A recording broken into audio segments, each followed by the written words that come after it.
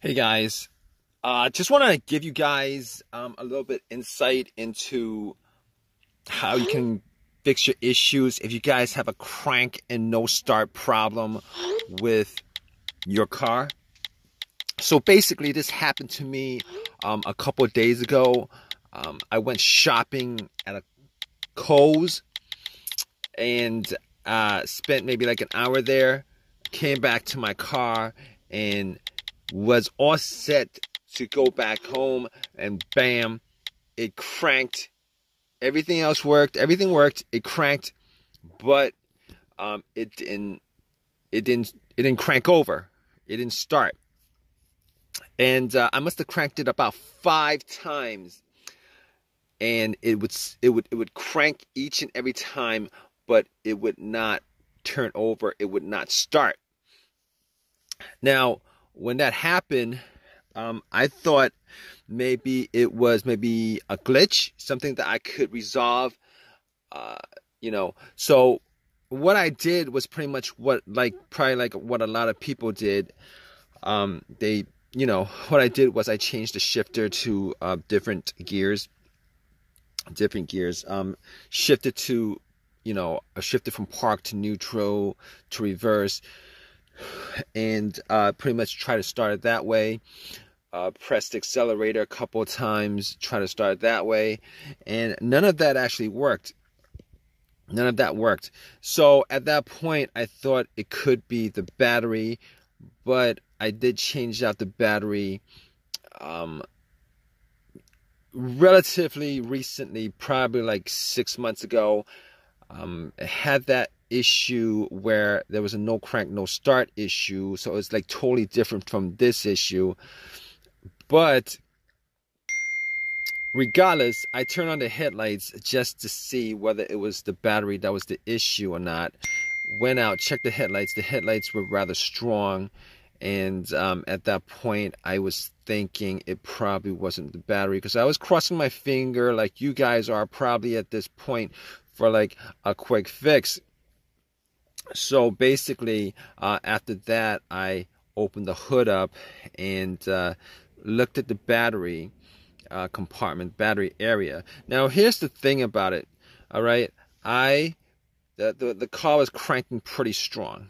All right, I was thinking that may have been a battery, still in the warranty. I could just change it out, pop another one in, problem solved. But the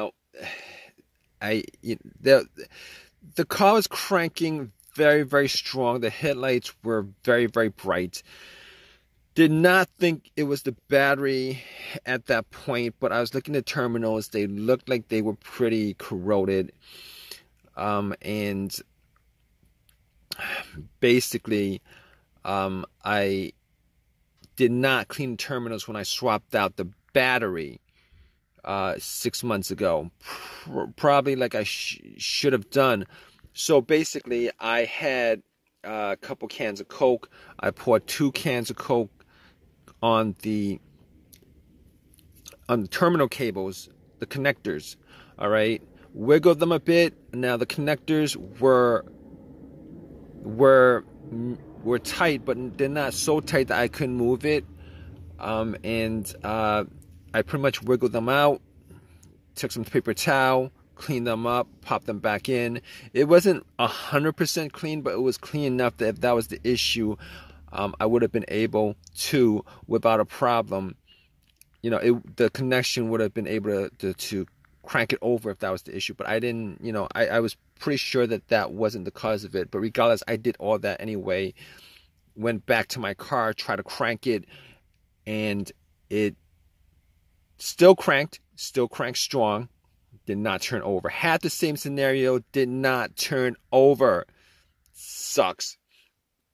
It sucked at that point. I was like, okay. So I went back out, and I had a battery booster. Now, you're thinking, like, all that, why is he thinking it's still the battery? It's possible, on a rare chance, that the battery could be the cause of this for whatever reason. All right, that's like the first thing I went to.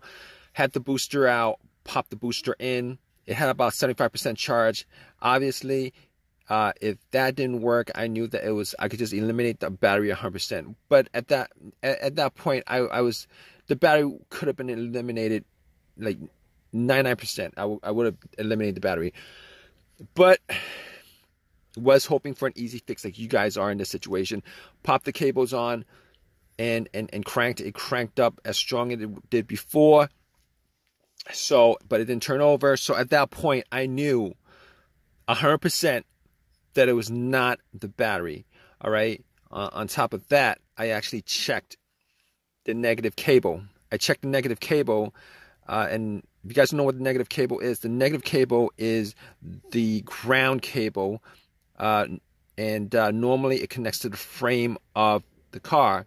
I checked that to make sure that it wasn't broken, that it wasn't frayed, that there wasn't an issue of corrosion and anything like that, because a weak ground can cause your car not to crank over. But normally in those kind of situations, it's because the connection is weak, and you would still have a weak crank. Your conductivity would be very weak, and you know, test like the headlight would show you that you would get a dim light instead of a strong light.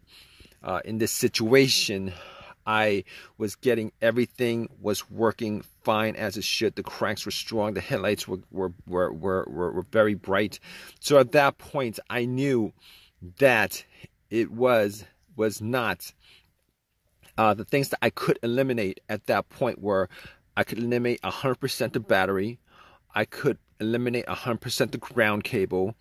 I could eliminate 100% the alternator, even though in situations like this, the alternator would not normally be one of those things that would be on my elimination list. All right. Normally, if the alternator was the issue, the car would have died out with the engine running, or would have died out with the engine with the car on the road while driving. That's 100% of the time.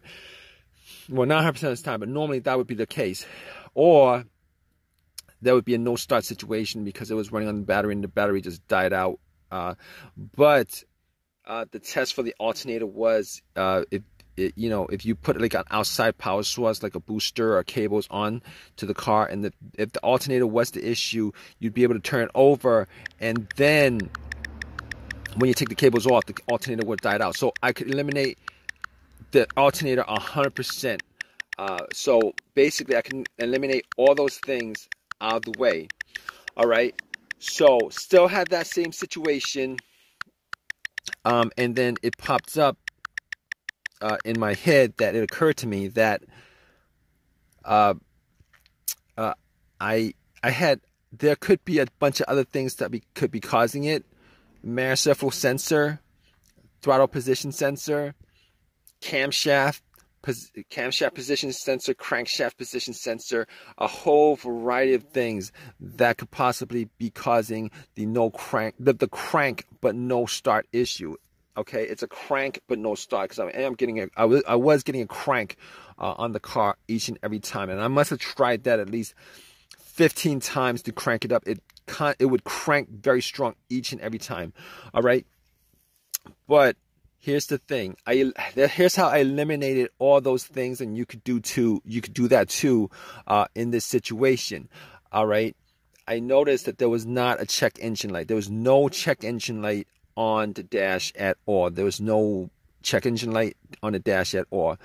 So immediately, I was able to eliminate the mass airflow sensor, the throttle position sensor, the crankshaft position sensor, the camshaft position sensor, and anything else that has a sensor connected to it that could generate a code in the car's computer.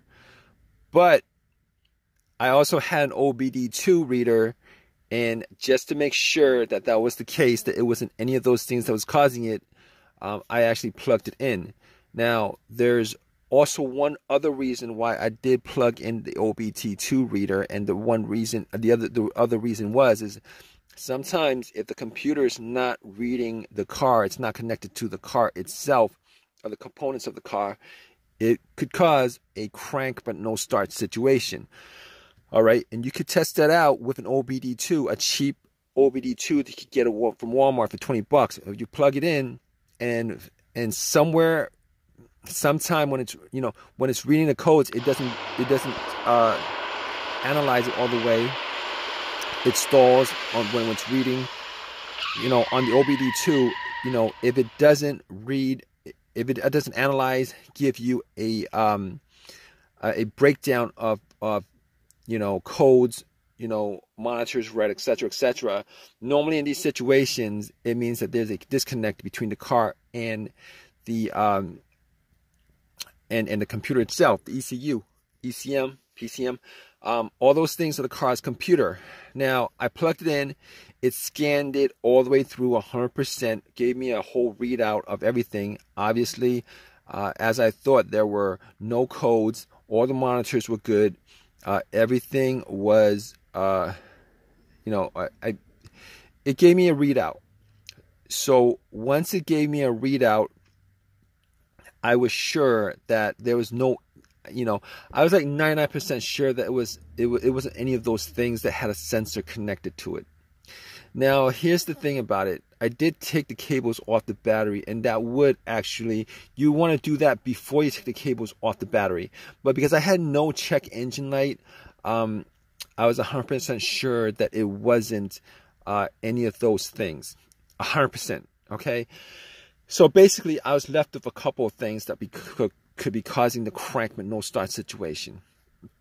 All right, as far as easier things that I could just resolve on the spot, if there was an AutoZone close by, fuses, relays, possibly the ignition switch, possibly the fuel pump. So I had all those things to consider, 4 of those things considered. So I pretty much limited troubleshooting this whole entire thing to four things, okay? So I popped up the fuse. I was looking at all the fuses just to see whether there were any kind of signs of a burnt fuse, brownish on the top or something like that. Any kind of smell of a burnt plastic or something like that. I could. Everything looked fine as far as the fuse was concerned. I did not have a fuse tester on me. I could not test out every one of the fuses, but all the fuses looked fine. All right. Which pretty much brought me to the fuel pump and the relays. All right. Here's the thing with the fuel pump. Now, before I even did the test, I was sitting in my car thinking that it may have been the fuel pump or the fuel pump not operating. So I did this test, and you guys could do it too, but normally it takes 2 people, all right, one to listen to the car where the gas cap is. You would take the gas cap off, and you would try to listen to a priming sound. All right, one person would be in the car turning the car to the on position. The on position is the position before it cranks. Normally you don't want to crank it, because what happens is if you crank it, that noise, the cranking noise, is going to drown out the noise from the whizzing of the priming of the fuel pump. All right, and the priming of the fuel pump is pretty much the motor in the fuel pump working. All right, now there was nobody else with me, so I was sitting in my car, turned everything off, rolled up all the windows, and I put the car into the on position, and I did it a couple of times. Turn it off, push it to the on position, turn it to the on position, turn it off, turn it to the on position. Was not able to hear, to make out a sound inside the car. All right, whether the pump was priming or not, it was not able to hear a whizzing sound, a motorized sound, either way. So, after that, I looked at the fuses and looked at the relays. Especially for the fuel pump. I thought it could have been the fuel filter, but normally with the fuel filter, you could at least get the car to start, to turn over, and then it would die out because it was if the fuel filter was blocked or something like that. Okay, so I did not think in that situation it was the fuel filter, because I cranked it at least 15 times. It never actually turned over at least once. So basically I found the relay to the fuel pump, and I was able to swap out for a similar relay. All right, and once I swapped it out, was able to turn it, got into my car, and then cranked it, and guess what, guys? Boom! It turned on, turned over, car was running, turned off, did again, it was running. So at that point, I knew for 100% that it was the fuel pump. All right, I forget what component of the car I swapped it out with as far as the malfunctioning fuel pump was concerned. But I was thinking about driving the car to an AutoZone, but there was an AutoZone pretty close by. Went to the AutoZone, got the fuse pump relay, got another relay for it, swapped it, put everything back together, and all set. Everything was good, simple fix, and haven't had an issue since. That was a couple of days ago. Turn on, turn off, turn on. Everything works the way it's supposed to. So it was the fuel pump relay that was the problem. All right. So if you guys are in this situation, hopefully your fix was as simple as the fix that I had on the car. And if it's not, hope that it's something a little bit more, not something that's like the fuel pump itself. But in any case, if you guys troubleshoot, go through the steps that I kind of went through as far as troubleshooting this whole entire issue, you guys, 90% of the time, you guys probably will get an answer for the issue with your car. All right. Regardless, please leave a comment in the comment section. If you guys want, please give me a thumbs up. Please subscribe. All right, guys. Take care.